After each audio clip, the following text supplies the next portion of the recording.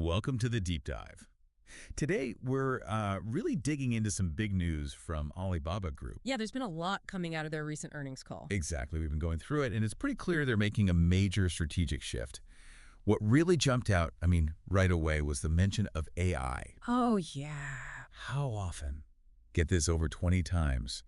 It just screams focus, doesn't it? It really does. It wasn't just, a buzzword thrown in. This call made it super clear that AI is, central to their future plans. Right. So our mission here is to kind of unpack all that, cut through the corporate speak, and figure out what this new direction really means. And why you should care, basically.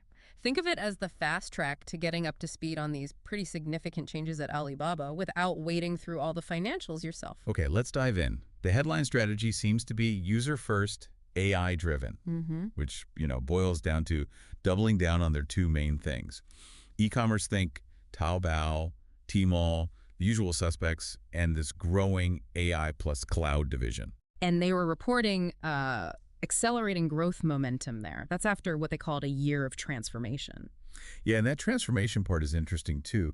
They mentioned they've pretty much finished selling off their offline assets, their physical stores and things. Right, which suggests, a real deliberate move to get leaner, more focused, shedding the stuff that doesn't fit this new digital AI-heavy direction. Makes sense. They also talked up their strong business fundamentals and profit-generating capabilities. Yeah. So it sounds like they feel they're in a good position after all that restructuring. Definitely. A sort of renewed focus, maybe. And that AI plus cloud piece seems to be a huge engine for them right now. Huge is right. They said revenue in that area was up 11% year over year, and that's excluding some internal stuff. Okay, 11% is solid. But wait, the really eye-popping number was for the AI-specific products within cloud. Triple-digit growth. Year over year. And it's the sixth quarter in a row they've seen that kind of, explosion. Wow, okay. Sixth quarter. That's not just a fluke then. That's serious momentum. Exactly. It points to massive demand, right? They said it themselves. Rapid adoption of AI technology across industries is driving customers to their cloud products. So the market's pulling it, not just them pushing it, and they expect that Cloud Intelligence Group revenue growth to keep accelerating. That's what they said. They seem pretty bullish on that front. Okay, so they're not just using AI, they're building it. Let's talk about Qwen. Right. Qwen, their own foundation model. They're calling Qwen 2.5 Max their flagship model. Big claims there, too. Industry-leading performance on benchmarks. Bold claims, yeah. But they did share some numbers to back it up. Apparently, over 90,000 derivative models based on Qwen were developed globally by January. 90,000. That's a lot developed by it. It really is. And then there are the companies and developers actually using the Qwen APIs through their Balian platform, over 290,000 of them. So it's getting pretty widespread use then. Seems like it. Which makes you wonder, could Qwen become a really major force in foundation models, up there with the names we already know? That definitely feels like the goal. And they tease something new coming too, right? A deep reasoning model built on Qwen 2.5 Max. Yeah, so they're clearly not standing still, pushing the tech forward. Okay, let's switch gears slightly.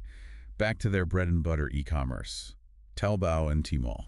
Right, the foundation. They talked about continuing to invest in getting new users and improving the whole user experience. Sounds kind of standard, maybe? Well, yes and no. In that market, with the competition, you have to keep investing just to stay relevant. It's not just maintenance. Good point. And it seems to be working. They reported strong growth in both new consumers and orders last quarter. And that 88 VIP number, their loyalty program that jumped to, right? Double-digit growth. Yeah, hit 49 million members. That's a pretty solid core customer base. Definitely shows engagement from their most valuable shoppers. And they're making money from it, too. Solid progress in monetization. Yeah. Their CMR, that's the revenue for merchants, basically was up 9% year over year. Which is healthy. Shows they're finding ways to, generate income effectively on the platform. They also mentioned making things better for merchants.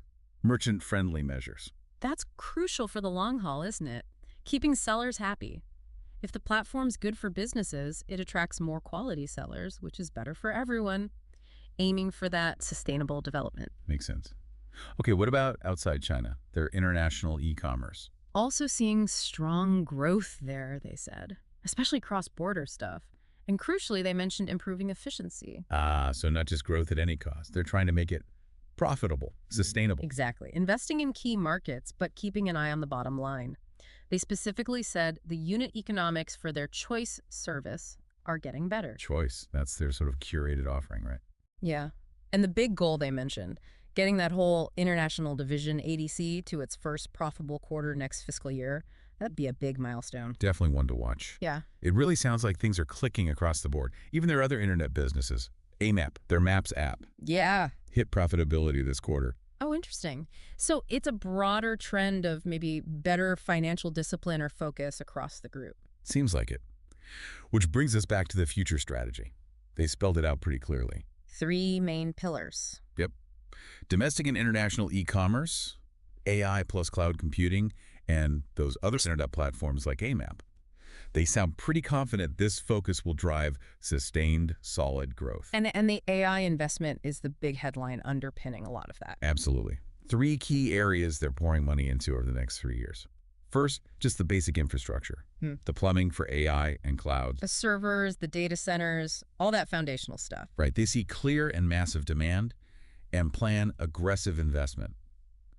And here's the kicker. The planned spending on infrastructure in the next 3 years, it's going to exceed their total spending on it over the past 10 years. Wow. Okay. That's a statement. That's not just keeping up. That's trying to leap ahead. A massive bet on AI being the future. No kidding. Second area, the AI models themselves, like Qwen and the apps built on them, substantially increase R&D investment here. So developing smarter AI and figuring out new, maybe AI native applications for it, that's where the really cutting edge stuff happens. Could be transformative if they get it right. And the third part of the strategy. Using AI to juice up their existing businesses. Exactly. More investment in AI application R&D and computing power to embed AI deeper into e-commerce, into their other platforms. Right, so making Taobao smarter, logistics more efficient, maybe adding AI features to Amap. Yeah. Things that users and businesses will actually see and feel. Trying to unlock new growth within what they already have using AI. Makes perfect sense. It ties everything together. So summing it all up, it's a really clear, decisive pivot.